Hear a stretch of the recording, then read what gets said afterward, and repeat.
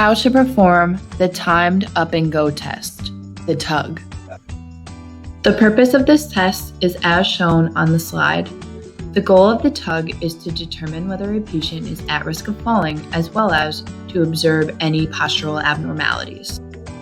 What populations is the TUG used to assess? The TUG is used with the following populations: Alzheimer's and progressive dementia, older adults and geriatric care, Parkinson's, vestibular disorders, spinal cord injuries, osteoarthritis, brain injury, and stroke. There is not a lot of equipment required, but note the chair should be a standard armchair of approximately 46 centimeters in height. Make sure to demonstrate before the patient begins.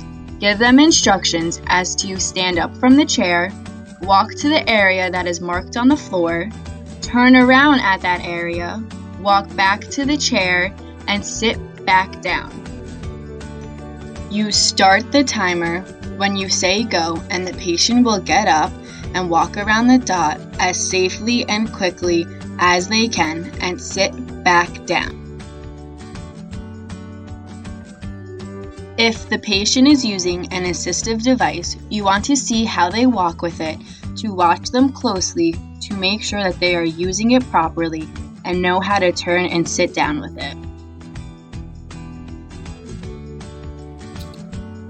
Quantitatively, a slow TUG completion time may indicate that a patient is at risk of falling. This represents the cutoff scores indicating risk of falls by certain populations. The TUG can also be used to qualitatively observe a patient.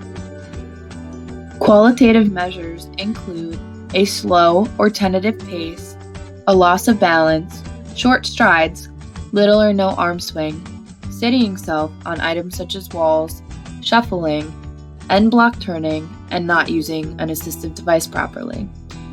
These measures are strongly correlated to a patient's level of functional mobility. For example, let's observe this patient qualitatively. As we can see, she is walking very slow. Her stride length is very small, and she is shuffling. She has almost little to no arm swing.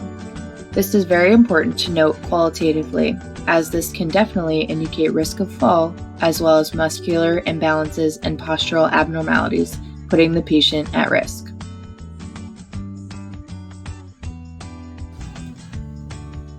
The TUG is a great test to use at the beginning, in the middle, and at the end of the rehabilitation process for both quantitative and qualitative reasons.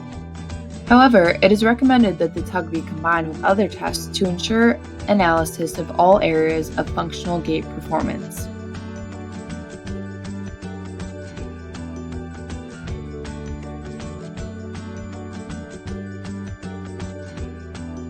This educational video presentation was created by Gabriella Messina and Emily Sargent. We thank you for your undivided attention, and we hope you learned something today. Our citations can be found on the previous two slides.